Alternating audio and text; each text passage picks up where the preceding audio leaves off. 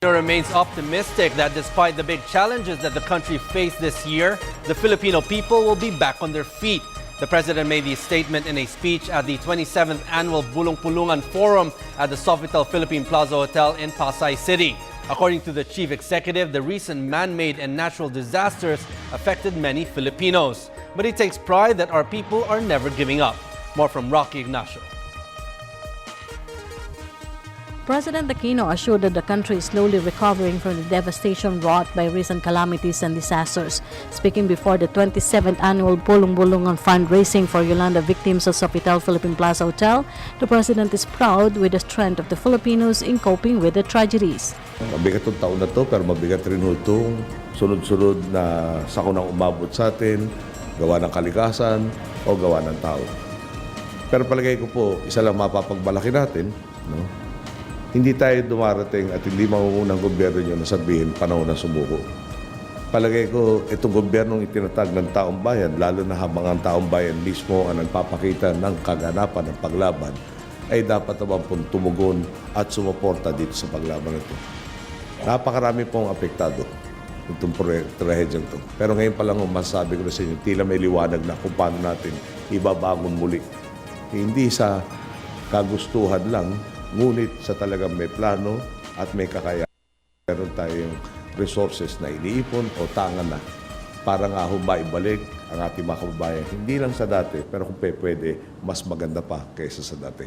Aside from Super Typhoon Yolanda, killer storms Pablo and Sendong hit the country during Christmas seasons. But the President wishes that the country will be spared from any more disaster this year. Sana natapos na yung libro ng problema natin itong taon na to. At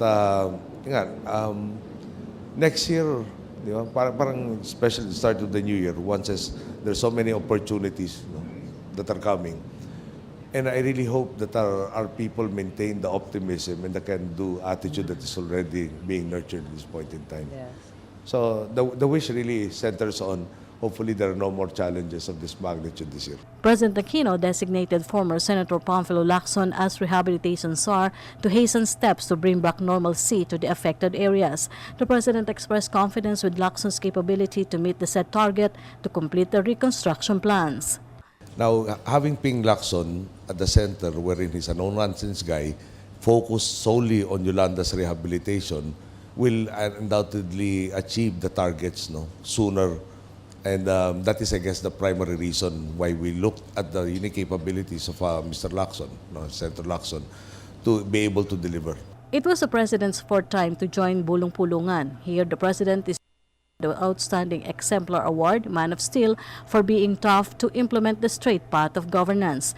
The Exemplar Award for Courage and Integrity was also given to Justice Secretary Laila De Lima, DOST Secretary Mario Montejo, Ombudsman Conchita Carpio Morales, COA Chair Grace Puliditan, and BIR Chief Kim Henares. Organized in 1986, the Bulong-Pulungan is composed of veteran journalists. Our mantra is inclusive growth, no? And that's why we are striving.